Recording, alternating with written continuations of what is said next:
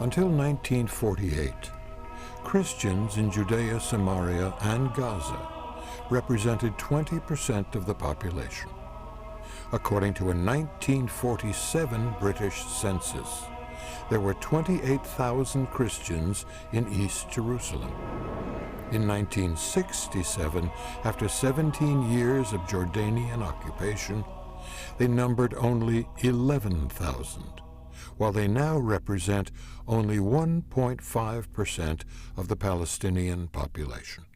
In 1967, the Arabs, they were, at the beginning, of course, they were fighting and they were attacking and everybody was victorious and that. And what they were saying was, after Saturday comes Sunday, which means that after we finish with the Israelis, it will be the turn of the Christians, which is Sunday. It's one sentence, but it says a lot.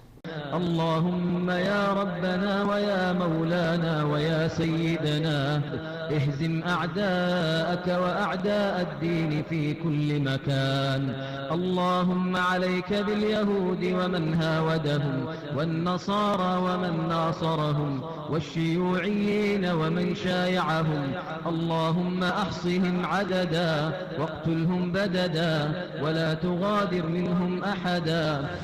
The causes of this exodus and gradual disappearance are many, but Arab propaganda, well orchestrated and often covered by the Western media, would have us believe that Israeli security measures are responsible. In 1948, Christians in historic Palestine accounted for around 18% of the Arab population. Today, Christians make up roughly 2% of the population of the occupied West Bank. They face the same level of discrimination as Muslim Palestinians. A 2006 poll of people living in Bethlehem, for example, found 78% of Christian respondents said Israeli aggression and occupation, in their words, was the main cause of emigration. Do they really have a choice, given the oppressive measures that terrorist organizations in charge of the Palestinian territories are capable of? In reality, when Palestinian Christians are guaranteed anonymity, or when they live in Israel and abroad, the truth comes out of their mouths. We live in a small society that everybody knows everybody. So we have, well, Arab friends, or we go to the market. We have Arab grocery men, this and that. So if you talk, you are afraid that your property will be attacked, your house will be attacked. So it's not safe. That's it. The Christian life in the Palestinian areas is very, very hard. They are not free. They are persecuted. Palestinians are stealing other Palestinians' lands, especially Christian lands. I have 4 uncles who lost half of their lands by people from Hebron. Just like that. They went to court to ask for the rights. The judge sadly was from Hebron. And he said, I can't wait to see the 4 of you dead in the fridges. A church in Jerusalem was ransacked by Muslims. It is a living bread church. We tried to, again, bring it to the attention of world media.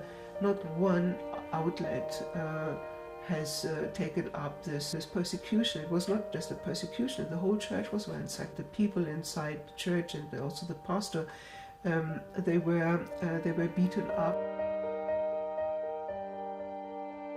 because Muslims were the perpetrator. Media hush up. Why is the world so obsessed with Palestinians? There are many theories about this, but I have a theory of my own. And I call it the theory of the inverted scapegoat. You see all over the world so many problems. You see wars in which hundreds of thousands of people are being killed and people are starving and all the rest. You can't do anything about most of these things. And so you find the inverted scapegoat is someone who you think, well, at least this problem we can solve.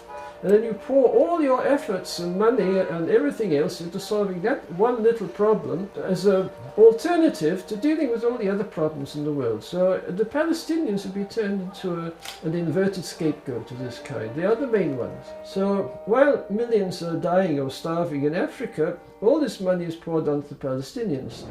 The real reasons for the decline of the Christian population under Muslim rule are of several kinds. First, the permanent harassment of which they are victims, repeated rapes, forced conversions, Palestinian laws based on Sharia. La situation dans les territoires palestiniens des chrétiens qui vivent, elle est semblable à celle dans les autres pays arabes. Les Palestiniens persécutent les chrétiens. Les chrétiens sont persécutés, mais une persécution silencieuse. Persecution has made our church stronger. I've been beaten up and shoved in trash cans just for some one simple reason, for discipling other young men who are from another faith. My father's been shot at 3 single separate times for one simple reason, carrying that cross and walking every day and professing Jesus Christ and Him alone. بروح اتعالج بالعيادة العسكرية بالشاطئ. اجا المسيحي، روح يا مسيحي، خلي الكنيسة تعالجك.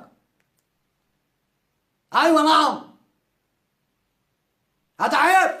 رايد من الشرطة بالزي العسكري. باني غسالة $100. غشني مخراج. غشني نصب عليا. ما صلحهاش. ايوه نعم ما صلحهاش. قال لي مضمونة 3 اشهر، ما صلحهاش، كذب عليا. بقول لي روح اتشك عليا بالعباس والنيابة. ايوه نعم.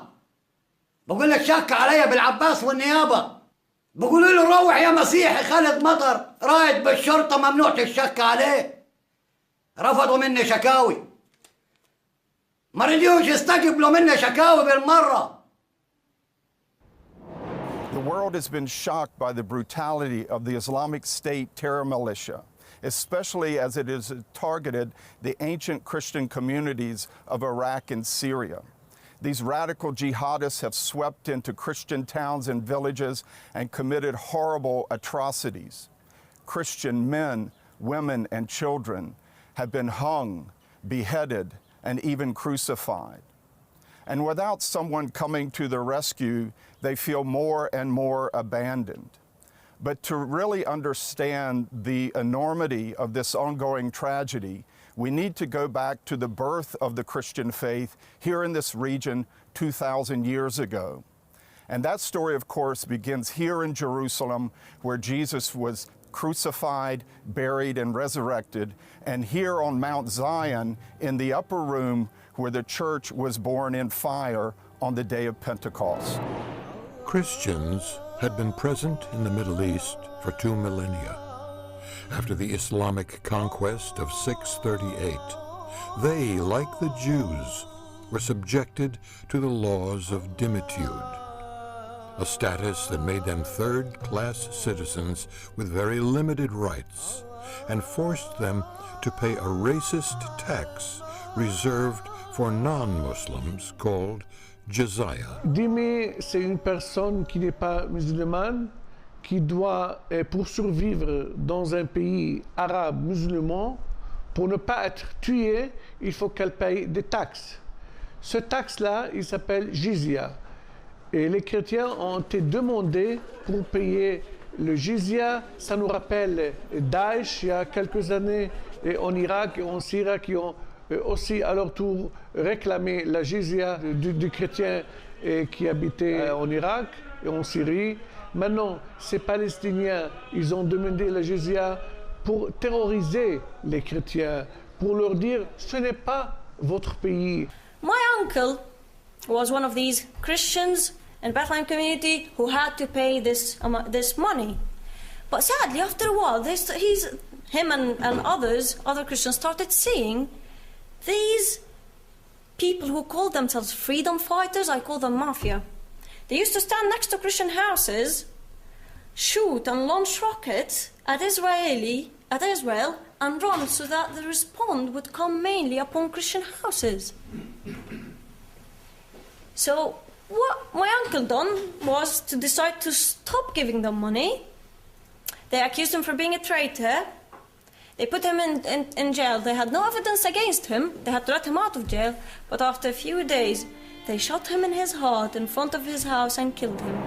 The status continued under the Ottoman Empire and is at the origin of the terrible conditions in which they live today.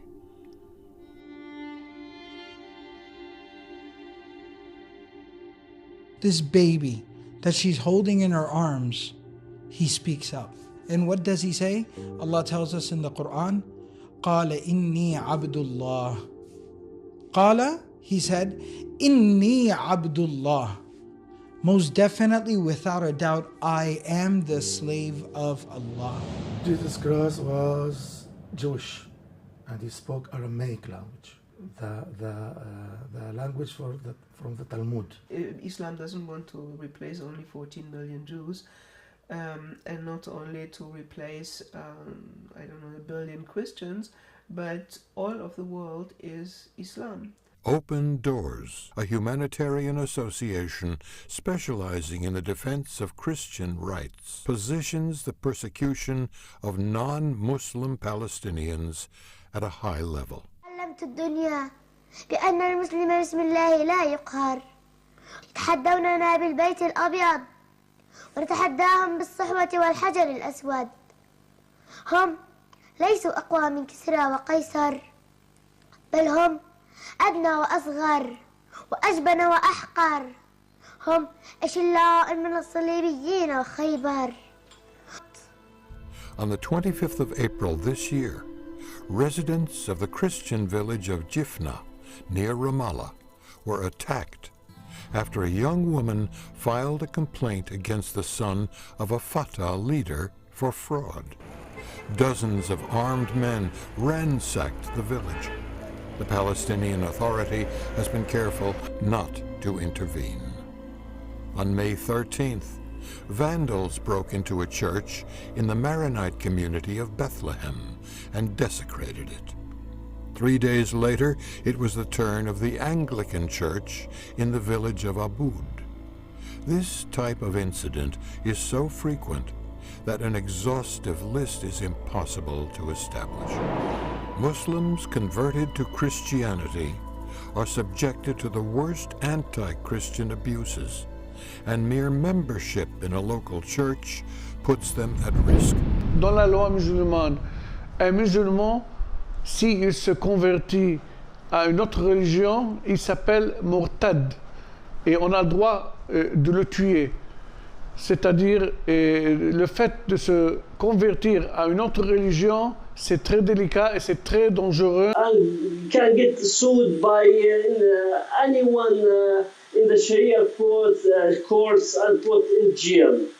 Even later, if they sue us, they can take our property. That's by law, the constitution I'm talking about. The Sharia courts, it's well known in Jordan. Everything we own, our property, can be taken by the government just for being Christian converts. هو يعاقب على هذا الفعل لأن فيه استهتار بهذا الدين، فيعاقب على هذا العمل كما لو سب الرسول أو سب الله جل وعلا أو كذا، فإنه يقتل لهذا الفعل وليس لأجل أن نغصبه على الإسلام. الإسلام يعني لا يحتاج ولا يريد يعني مرتزقة.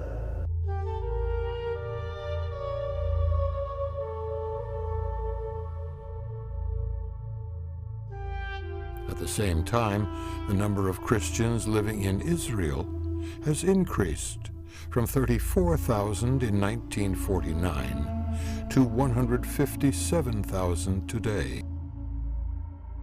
As Christians, as priests from the Holy Land, we believe this is our Holy Land. Here born our Lord, we grew up here, our roots as Christians. All the world now is silent for what's happening now in the Middle East. The Christians killings, the Christians fled. Just now we are a strong country, and we must to be strong country because we have here terrorist organizations. So much, not one, not two. And I call all the Christians in Israel to come and to integrate into the Israeli society and to go to the army, not because we love war, we love to kill. This is not our goal. Of course, just because we want to support and to protect our home. If the Christian world were to discover the reality behind the propaganda, there is no doubt that their opinion on the Palestinian Authority and its alleged tolerance towards minorities would change completely. Of course, like Arafat before him, Mahmoud Abbas acts every year to participate in Christmas ceremonies because the daily work of the Palestinian Authority and the media is to make Palestinians permanent victims of Israeli aggression.